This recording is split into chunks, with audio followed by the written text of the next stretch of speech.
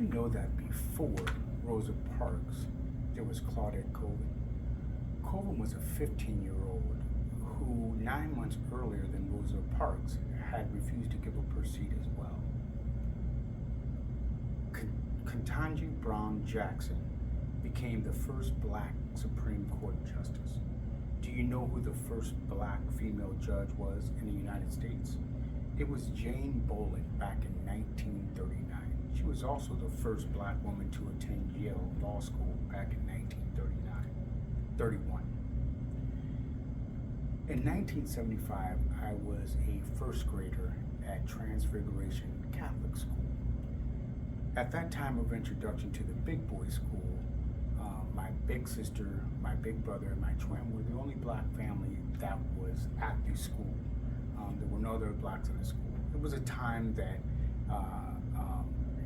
I look back now. It was a hard time, but a time that I look back now paled in comparison to my mother, who was one of the first integrated in Mississippi in the school system. Today, I'd like to discuss first the exclusion of black history being taught in schools in the past. Second, where we stand today in the inclusion of black history in our school systems. And finally, how does that teaching of American history become even more inclusive of prestigious black Americans and their contributions, and how it could possibly affect our youth today in a positive light. So first, let's take a little bit of a look back of black history and why it was not taught in schools. The story of the Boston Massacre has been told for years in textbooks in school. Yet few know of the Tulsa Massacre, where on the last day of May in 1929, a white mob estimated at 10,000 people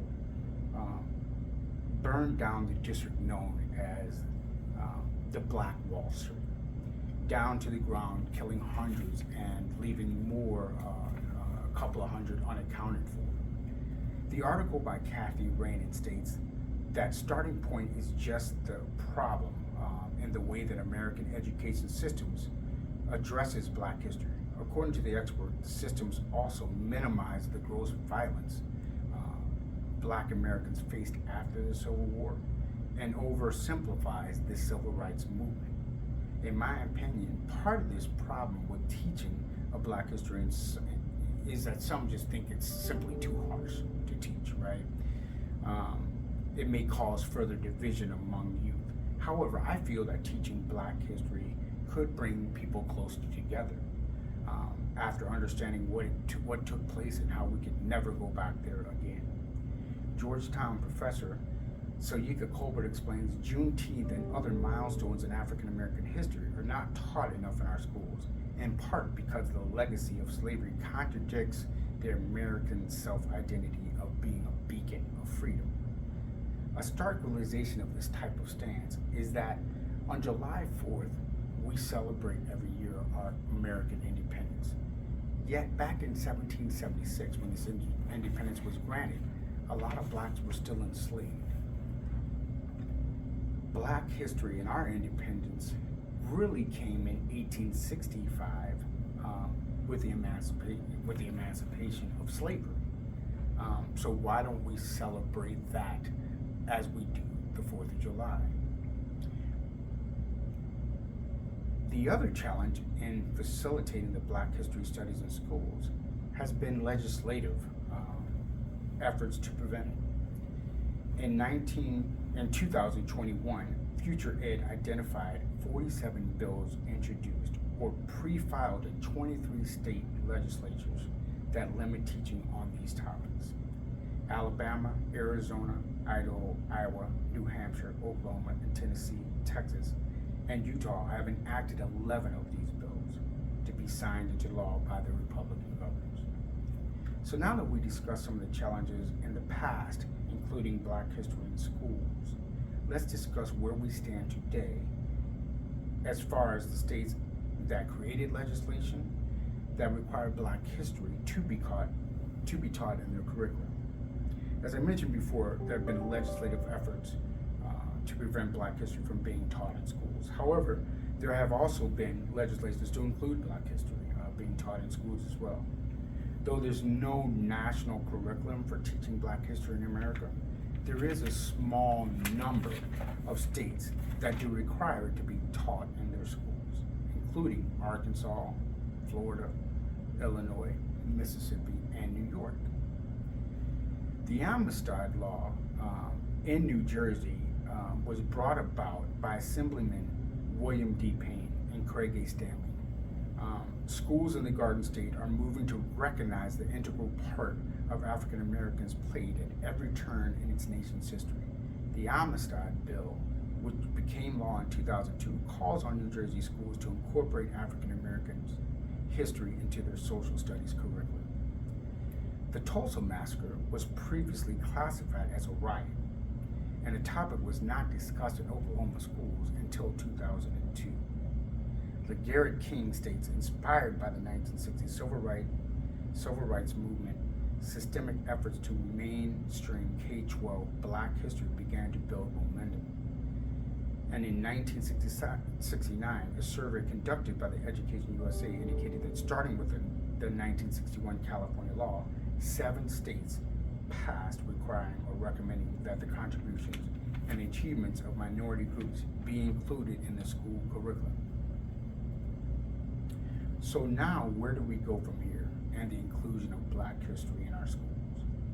Though there continues to be legislative efforts to include Black history in schools, there are still those who oppose it greatly and create legislation that would prevent it from being taught.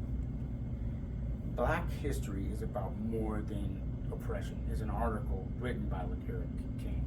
In the article, King states that despite its storied past, Black history education continues to have severe problems in the way it is conceived and taught.